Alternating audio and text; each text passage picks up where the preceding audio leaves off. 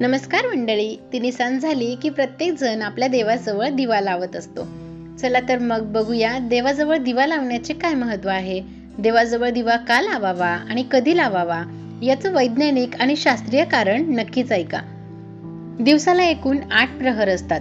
यात दिवसाला 4 व रात्रीचे 4 प्रहर असतात. यात दिवा लावायची वेळ महत्त्वपूर्ण मुख्यतः त्या 2 असतात, सायंकाळ किंवा कातर वेळ. पण या दोघांमध्ये फरक असतो. तो कसा? दिवसाचा चौथा प्रहर हा सायंकाळ असतो, जो 4 ते 7 वाजेपर्यंत असतो. त्यानंतर पुढे प्रदोष चालू होतो.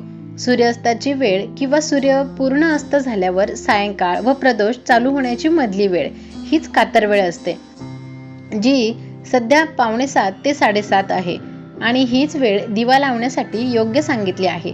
म्हणून आपले पूर्वज म्हणायचे 7च्या आत घरात. सकाळी सूर्योदयापूर्वी आणि संध्याकाळी सूर्यास्तानंतर 48 मिनिटांच्या म्हणजे 2 घटिकांच्या काळाला संधिकाळ असे म्हणतात. संधिकाळ हा वाईट शक्तींच्या आगमनाचा काळ. दिवे का लावावेत हे प्रथम लक्षात घ्यावे. दिवे लावणे म्हणजे अग्नीस आवाहन करणे. सूर्य मावळल्यानंतर वातावरणातील प्रकाश व ऊर्जा दोन्हीही कमी होते. यामुळे जे जीवजंतू सूर्यप्रकाशात टिकू शकत नाहीत असे जीव वातावरणात लगेच पसरतात, शरीरात प्रवेश करू शकतात व स्वास्थ्य बिघडवू शकतात. वातावरणात सूक्ष्मजीव असतात, त्यांना आळा घालण्यासाठी ऊर्जेची आवश्यकता असते. सूर्य मावळल्यानंतर ती ऊर्जा सर्वत्र दिवे लावून मिळवता येते, म्हणून दिवे लावावेत. तसेच प्रकाशाची ही कमतरता भरून निघते. ही वेळ अत्यंत महत्त्वपूर्ण, कारण बऱ्याचदा वाईट शक्तींचा त्रास हा तिन्ही सांजेच्या वेळी वातावरणाच्या कक्षेत प्रवेश करणाऱ्या वाईट शक्तींना नियंत्रणात घेऊन त्यांच्याकडून वाईट कृत्ये करून घेतात. म्हणून तिन्ही सांजेच्या वेळीच मोठ्या प्रमाणावर अपघात, हत्या, खून होतात. या काळाला कातर वेळ म्हणजेच त्रासदायक किंवा विनाशाची वेळ असेही म्हटले जाते. तिन्ही सांजेच्या वेळी वातावरणात वाईट शक्तींचे प्राबल्य अधिक असते. यामुळे वायुमंडलातील या वाईट शक्ती मुलांचे मन आणि बुद्धी यांवर आक्रमण करण्याची शक्यता अधिक असते. वायुमंडलात कार्यरत असणाऱ्या वाईट शक्ती रात्रीच्या काळात मुलांच्या मनात भय म्हणजेच भीती निर्माण करतात. तिन्ही सांजेच्या वेळी दिवा लावून शुभम करोती व संध्या प्रार्थना म्हटल्यावर देहाभोवती व घराभोवती संरक्षण कवच निर्माण होऊन वाईट शक्तींपासून रक्षण होते. तसेच देवाच्या आशीर्वादामुळे देहात कार्यरत असणारी शक्तीची स्पंदने 12 तास सूर्योदयापर्यंत सूक्ष्मातून कार्यरत राहतात व मुलांच्या मनातील भीती दूर होऊन त्यांना देवाशी अनुसंधान साधता येते. तसेच मुलांमध्ये शास्त्रवृत्ती वाढण्यास सहाय्य होते.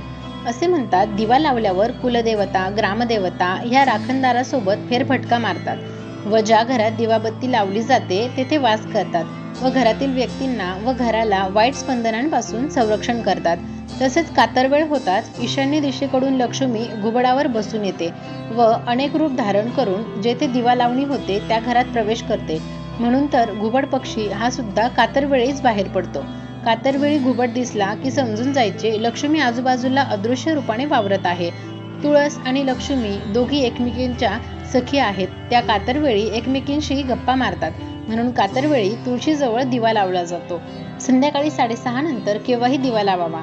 दिवा लावल्यानंतर घरातील सुवासिनींनी दिवा लावला की घराचे मुख्य दार उघडून हातात हळदी कुंकू घेऊन थांबावे व कुलदेवता, ग्रामदेवता, लक्ष्मीला घरात येण्यासाठी आमंत्रण द्यावे आणि उंबरठ्यावर हळद कुंकू वाहावे.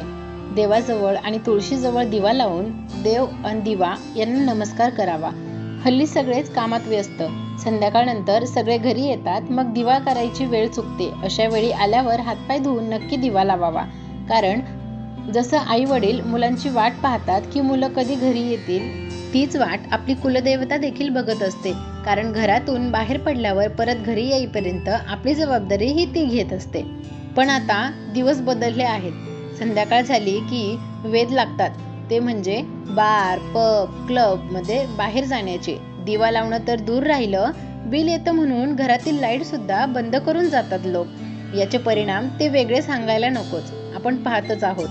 श्री स्वामी समर्थ. माहिती आवडल्यास चॅनलला लाईक करा, शेअर करा आणि सबस्क्राईब करायला विसरू नका. धन्यवाद.